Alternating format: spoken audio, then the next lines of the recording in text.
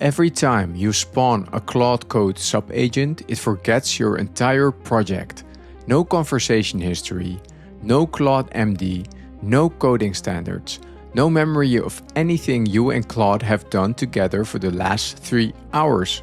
Just a fresh, empty window and one prompt that the parent decided to hand it. People got mad about this online. The angriest hacker news comment has 800 points and calls subagents incredibly unreliable. And those people are wrong, because that amnesia isn't a bug, it's literally the entire reason this thing exists.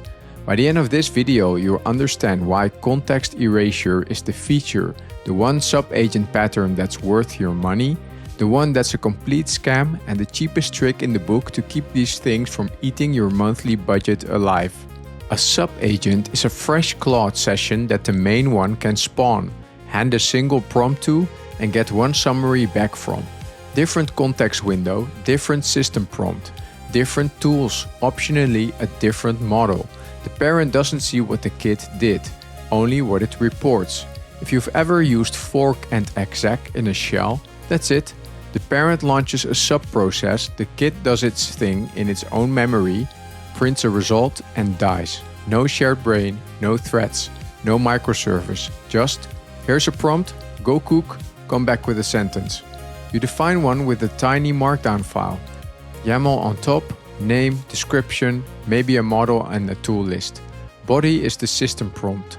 Drop it in .claude/agents, done. Claude reads the description at startup and decides when to delegate. Now here's the part most tutorials get wrong. They sell you on parallelism. Run 10 agents at once, ship faster. That's the sizzle, not the steak.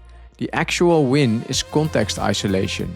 Anthropic's own docs say it first, and the community took 10 months to catch up. Your main Claude session has a 200,000 token context window. Quality starts dropping around 2/3 full.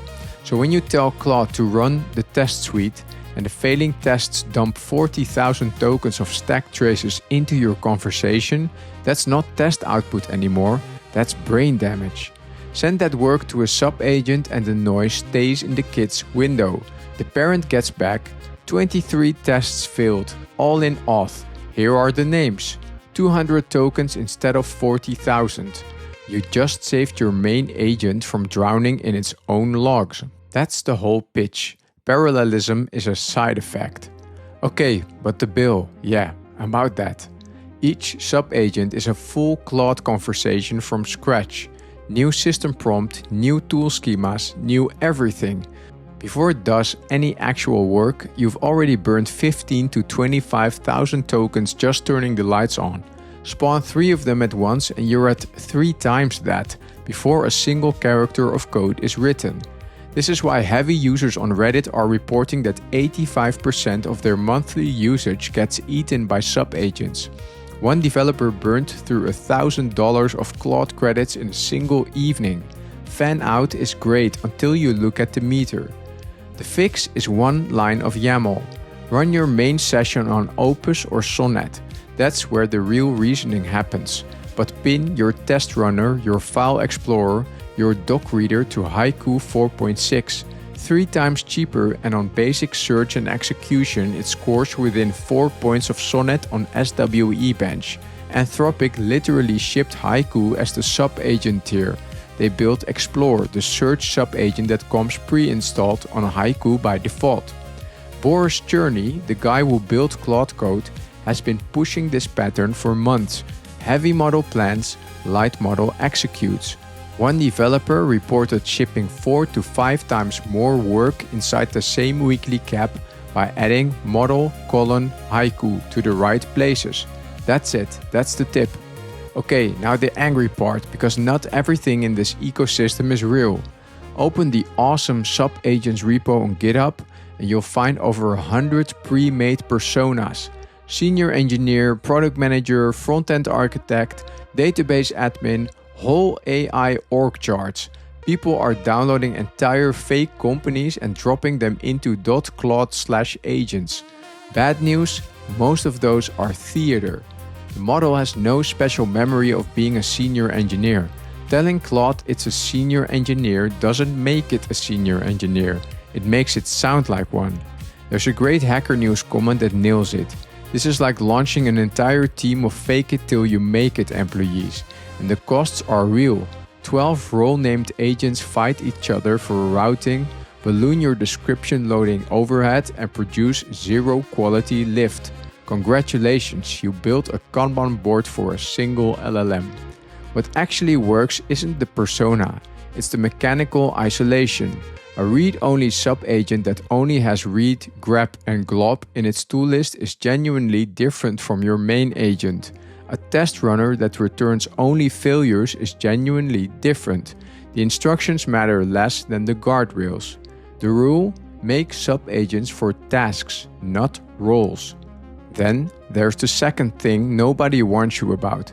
Sub-agents don't inherit your CLAUDE.md anymore. Since Claude Code 2.1.84, they actively strip it behind a feature flag.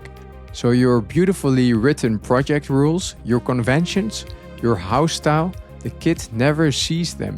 It's flying blind in your codebase, hallucinating your architecture from scratch. The community calls it context amnesia.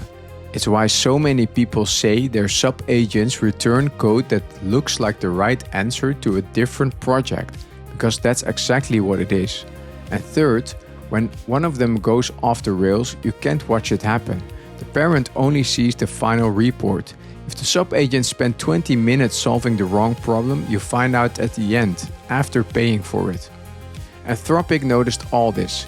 On May 6th, they doubled the 5-hour rate limits for Pro and Max plans, removed peak hour throttling, and funded the whole thing with a SpaceX deal for 220,000 GPUs.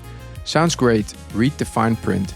Weekly caps weren't touched, so if you're running sub-agents around the clock, you'll still hit the wall, just a little later in the week.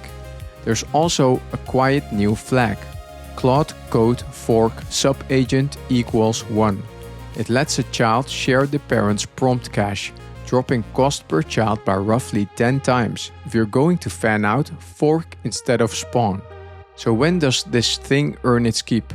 Use sub-agents for a read-heavy fan out, exploring a codebase, verifying a diff, running tests, hitting docs, anything where the output is loud and the conclusion is short. Skip them for inner loop feature work, writing code where the next decision depends on the last decision. That's exactly where context amnesia hurts the most. Use them to route execution to a cheaper model. That's free money. Skip them for everything you could solve with a single clear prompt. If you don't need isolation, you don't need a sub-agent. Just ask Claude. The honest answer: sub-agents are a real primitive doing narrow work. They're a context firewall with parallelism as a bonus. They're not an AI workforce. They are not a senior team, and 100 markdown files in your config folder isn't a strategy, it's a graveyard. Use them where they hurt to do without. Skip them everywhere else and keep an eye on the meter.